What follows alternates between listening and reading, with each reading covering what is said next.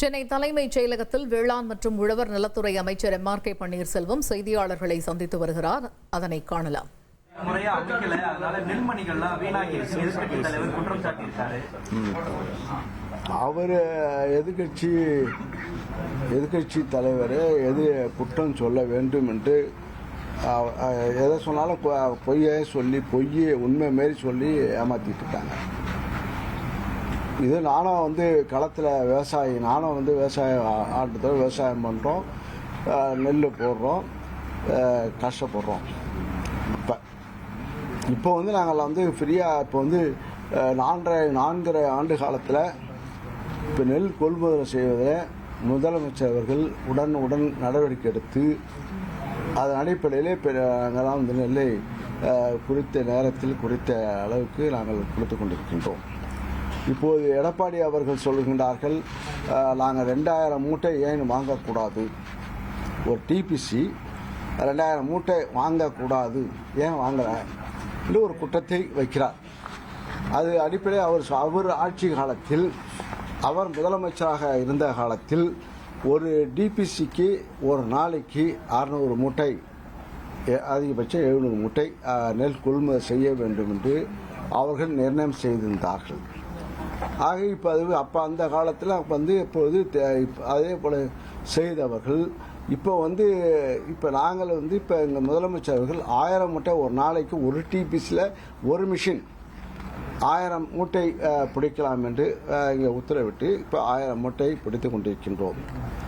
இது கடந்த காலங்களில் நாங்கள் அதிகமாக எங்களுடைய கிராமத்திலே நெல்மணிகள் ரோட்டில் அது மூட்டையாக அடுக்கி வைக்கப்பட்டு முளைத்த காட்சியும் உண்டு. அதே போல் நெல் கொள்முதல் செய்யப்பட்டுள்ள அனைத்து நெல்களும் அதை அங்கே அங்கங்கே முளைத்து நாற்று இப்போ இப்போ லேசாக இங்கே திடீரென்று மழை இப்போ லேசாக முளைப்புக்கு இவ்வளோ சத்தம் போடுகின்றார்கள். லேசாக இவ்வளோ முளைத்ததுக்கு அவர்களுடைய காலத்தில், அவர்களுடைய ஆட்சி காலத்தில் நாற்று அந்த அளவுக்கு இவ்வளோ உயரத்துக்கு நடுவு நடுகின்ற அளவுக்கு நாற்று முளைத்த காட்சிகளும் நீங்கள் பார்த்திருக்கிறீர்கள். அதே போல் இப்போது பாதுகாப்பான இடத்திலே முதலமைச்சர் பொறுப்பேற்ற பிறகு பாதுகாப்பான இடத்திலே நெல் மூட்டைகளை அடுக்கி வைக்க வேண்டும் என்று உத்தரவிட்டு அங்கங்கே அன்றாண்டு நெல் அங்கே கொள்முதல் சென்டரில் பிடிக்கின்ற நெல் மூட்டைகளை அந்தந்த பாதுகாப்பான பகுதிகளுக்கு அதை ஒதுக்கப்பட்டுள்ள குடோன்களுக்கு சென்றது. அதே போல் இந்த கடந்த ஆண்டு இப்போ முதலமைச்சர் அவர்கள் உத்தரவிட்டு அந்த சிவில் சப்ளை கார்பரேஷன் அது மூலமாக அங்கே இங்கே ஷெட் அமைக்கப்பட்டு இன்னெல்லாம் திறந்த வெளியில் எங்களுடைய மாவட்டத்தை எடுத்தால் வள்ளலார் சபையில் மூட்டைகள் அடுக்கி வைக்கப்பட்டிருக்கும். லட்சக்கணக்கான மூட்டைகள் அங்கே அடுக்கி வைக்கப்பட்டு அங்கே படுதா போட்டு அங்கே நெல் முளைத்திருக்கின்ற காட்சி எங்களுடைய கடலூர் மாவட்டத்தில் இருக்கும். இப்போ அது போன்ற காட்சிகள்லாம் இங்கே பார்க்க முடியாது. ஓப்பனாக நெல் மூட்டைகளை அடுக்கக்கூடாது என்று உத்தரவிட்டு அதை பாதுகாப்பான கிடங்குகளில் இப்போது சர்க்கரை ஆலை கிடங்குகள், அதே போல் அந்த மார்க்கெட்டிங் கமிட்டி உள்ள குடோன்களில் வைக்கப்பட்டு இப்போ பாதுகாப்பாக வைக்கப்படுகின்றது. இப்போது கடந்த காலத்தில் இப்போ நெல் உற்பத்தியை பொறுத்தவரையில் அதிக அளவு இப்போ நெல் உற்பத்தி செய்வதற்கு அதிகமாக இப்போது இந்த ஆட்சியில் இப்போ வேளாண் துறை இப்போ இந்த ஆண்டு கிட்டத்தட்ட 5000க்கு மேல் நெல் கடந்த ஆண்டை ஒப்பிடும்போது நெல் சிறுதானியங்களை பொறுத்தவரையில் 1,85 லட்சம் ஹெக்டேர் குறைவாக அந்த ஆட்சி அப்போ குறைவாக அது இருந்தது. இப்போ அதிகரித்து இப்போ பட்ஜெட்டுடைய தாக்கம் இப்போ கூடுதலாக நெல் உற்பத்தி செய்யப்பட்டு கிட்டத்தட்ட 5 லட்சம் மெட்ரிக் டன் அளவுக்கு கூடுதலாக நெல் உற்பத்தி செய்யப்பட்டிருக்கிறது. இது கடந்த ஆண்டை விட இந்த ஆண்டு இப்போ என்ன சொன்னால் பயிர் சதவீதம் இப்போது குறைஞ்சிருக்குன்னு சொல்கிறார். நெல் உற்பத்தி அதிகமாக கடந்த 5 மடங்கு அளவுக்கு உற்பத்தி செய்தனுடைய விளைவுதான் இப்போ அதிகமாக நெல் உற்பத்தி செய்யப்பட்டு இப்போது கடந்த ஆண்டு ஒரு திட்டமிடுவார்கள், இந்த ஆண்டுக்குள்ளவும் இந்த ஆண்டு உற்பத்தி ஆகும், இந்த ஆண்டு நெல் உற்பத்தி ஆகும் என்று கணக்கிட்டு அதுக்கு தகுந்தாப்புல டிபிசி கொள்முதல் நிலையங்கள், அதே போல் கொள்முதல் செய்கின்ற மூட்டை தூக்குகின்ற ஆட்கள் முதற்கொண்டு திட்டமிட்டு செயல்பட வேண்டும். ஆக இப்போ அதிகமான உற்பத்தி செய்வது, அதுவும் சொல்லப்போனால் முன்னெல்லாம் இப்போ மேட்டூர் அணை திறந்த பிறகு தண்ணீர் திறந்த பிறகு கடந்த காலத்தில் மேட்டூர் அணை திறப்பது என்பது காலம் கடந்து செய்யப்படும். இப்போ மேட்டூர் அணை இப்போ ஜூன் 12ஆம் தேதி திறக்கப்படுகிற காலத்தால் அதே போல் கூடுதலாக மின்சார வசதி, இலவச மின்சாரம் கூடுதலாக இந்த ஆட்சி பொறுப்பேற்ற பிறகு 1,80,000 மின் இணைப்புகள் கொடுக்கப்பட்டு அதன் பலனாக இங்கே மின் மோட்டார் மூலமாக விவசாயம் செய்கின்ற ஒரு வாய்ப்பும் ஏற்பட்ட காரணத்தால் அந்த அடிப்படையில் இப்போ நெல்லுடைய கொள்முதல் அதிகமாக உற்பத்தி செய்யப்பட்டு இப்போது அந்த அளவுக்கு உடைய கட்டுமான பணிகள், அந்த அளவு கட்டுமானம்னா இது போன்ற அடிப்படை வசதிகள்லாம் மேம்படுத்தப்பட்டு ஒரு டிபிசியில் கிட்டத்தட்ட 1800 டிபிசிகள் இப்போ திறக்கப்பட்டிருக்கின்றது.